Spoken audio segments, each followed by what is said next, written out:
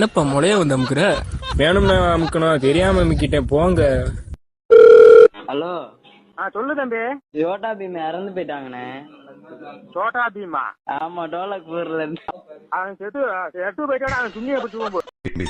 எங்க வீட்டுல இது ஒரு வழக்கம். ஒரு நாளைக்கு ஒரு வேளையாவது இப்படி எல்லாரும் ஒன்னா உட்காந்து சாப்பிடுவோம். அது மாதிரி உங்க வீட்டுல ஏதாவது பழக்கம் இருக்கு?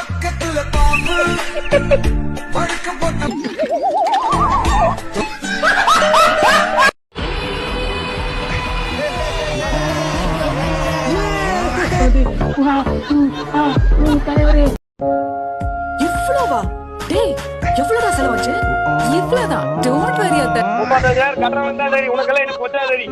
32,000 ஊம்பிச்சு போ, கும்பலா போ. சித்தி, போய் இந்த டிவியை போடுப்பா.